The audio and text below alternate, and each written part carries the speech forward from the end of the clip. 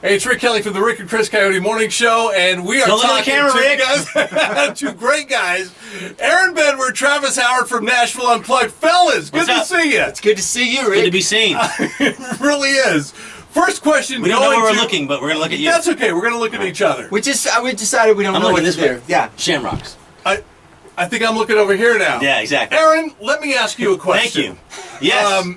Listen, you've been singing from an early age. Tell me about how you got started in the music industry. You were singing with your pops real early on, weren't you? Yeah. As far back as I can remember, my dad, he kind of put foot on the table by singing gospel music, you know. He sang before Billy Graham for 3 or 4 different crusades Billy Graham had, to churches all over really the country, you know. Yeah. And so music was the only thing I knew, honestly. Yeah. So when I got done with high school, he sat me down and goes, "What are you going to do with your life?" And I I want to sing. I want to be an artist or whatever. He goes, "Why don't you travel with me and try it? See if you like it." And so that turned into a record deal together, and he and I toured together for 10 years, man. I'll tell you, we've had a great time with you at Nashville Unplugged. How long now? How long have we been doing this? Coming up on 6 years. 6 years, man. Yeah. How did you come up with the idea to bring this great show, Nashville Unplugged, to Las Vegas? Honestly, it was first. It started with a relationship of the vice president at the time who books all the entertainment. She and I had known each other for a while, and I got done with touring as an artist, and I said, what do you think about bringing songwriters in, like what they do at the Bluebird Cafe? People that are the people behind the scenes that make the music happen, and creating a songwriter in the round show. And she goes, "Dude, let's try it." So we started once a month. That turned into twice a month, which turned into every single Friday night for the last 6 years, and it's been great, man. It's an incredible show. And now, turn to your co-host here, your cohort. This guy's out of control, Travis Howard. Hello, Rick. Hi, Travis. Good to see you. Nice. See that? Good to see you. Yeah, you can't teach that. You cannot teach it. Let me ask you a question, pal, because you've written, I think, according to you, According to Travis, I see that you've written almost every single Miranda Lambert song ever made. It's Googleable. Is that true? I actually wrote Lambert. Uh-huh. I wrote that. That was you? She was just Miranda before. Okay. And I was like, before that, she was just Bert. Yeah, Bert. I was like, you need a better last name, Miranda. Right. I threw it in. Tell us about the Nashville Star. That was where you first Yes, we were on a TV show called Nashville Star. I was singing since I was a kid, too. Whatever. Uh-huh. Trying to be like me. Not with my dad. I know. But nobody cared until Nashville Star. Actually, nobody cared then because Miranda was on the show. They just wanted to look at her.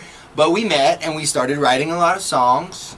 And she became instantly a big deal over the course of a couple of years. And I just rode that train. And now she won't call him back. It's awesome. No phone call back. She texted me the other day. Whatever. And then, from there, I got an offer to be in a movie, so I've been in a few movies. Well, tell me about Elizabethtown. Tell me about that movie. It was because of Nashville Star. Yeah. I was on the show, and the casting people at Paramount were big fans of reality TV at the time. Called up and they said, "Would you like to be in our Cameron Crowe movie?" And wow. I'm like, "I'm not an actor." And they're like, "We think you are." So did you audition? No, They gave you the role out of nowhere? They had me come in and read directly with Cameron Crowe, which was sweaty. That launched his career. It's amazing. It's amazing. My career. I also am the naked guy in the kerosene video, if you can. And he's actually naked. Wow. He will tell you the story, naked. too. It's a good story. He rubs around. It's a fun story. So you went slow. You went slow and soulful. Slow and soulful. You? Oh yeah, absolutely. That describes my whole career. Slow and soulful. That's great. Also, my technique and whatever. Well, hello. We'll talk about that. Hello. You can't say bad. You can't say that. You can say bad. Edit it. Let me ask this question of Aaron Benward. Of course, a lot of people look know at the camera you. when you ask me, please. Aaron, let me ask you this. You are also known from a great duo. Okay, the group was Blue County. You and Scotty Reeves. Yes. Tell me a little bit about that. You and Scotty, how did you guys get together? What a great duo that was. Well, seriously. thanks. I had Blue Country. Yeah, exactly. Blue Country. The first time in the Opry, that's what Little Jimmy Dickens goes, "Hey, welcome, Blue Country." And I'm like, we have made it. Right. It was honestly a situation where I was trying to figure out what I was going to do in music. My close friend Scott Reeves, longtime actor on Young and the Restless, he was out of work. Bottom line, he was a musician, and we just talked over the course of a few years. What do you want to do? What are we going to do? Blah blah blah. I looked at what was going on in duos at the time. It was only Brooks and Dunn and Montgomery Gentry doing anything as duos, right? I go, man, I think there's maybe a kind of a hole in the marketplace, if you will, for a duo. You want to try to see if anything we have might be magical? He said, yeah. Next week he came to town, sat in my living room. We worked up a couple songs I'd written because of relationships I had. We got into 5 record companies that week, and we signed with Curb the next week. That's fantastic. They were easily the muscliest country people out there, because everybody else was kind of slubby. Yeah. Let me tell you something. No, they were. The head of Capitol Records, what's his name? Dungan? Yeah. Mike Dungan called us blue panties. Did you guys sell blue panties? I wish we would have. After I heard that, we should have. Anyway, so we had a 5-6 year run. It was fun. And sure. made a couple hits, you know? I mean, you take a look at that video, Good Little Girls. That's something else. Yeah. I mean, that's a good video. Right? Thank you. It was 98 degrees, 100% humidity on the outskirts of Nashville. And the little girl in the video that you see is my youngest daughter, who's now 14. What? Fantastic. She was 2 at the time, 3 at the time. Well, I got to tell you something, too. Your family is so very, very talented. You know, we talk about your wife, an acting coach for Miley Cyrus. Is that true? Yeah. And a babysitter as well? Yeah, early Miley on? babysit. Wow. Babysat, I should say, yeah. Yeah. And crazy, huh? And, of course, your son, Luke, a great actor in his own right, has done a lot of Disney movies and other movies as well. So. We're just an art family, man. I you know, for whatever reason, of course, you don't plan out or set out to who you're going to meet. Who knows? But I met Kenda. I've been married for 20 years. And we had kids young. I was 21, she was 23, so we grew up with our kids, if you will. Yeah. And honestly, she's kind of, we're both firstborn, we're both type A, we're both very independent, which can be amazing, but it can be, you know, have our moments. Right. But you know, we raised our kids to go after their heart and their passion, their dream. And so my son, like you said, Luke, he'll be 20 here soon.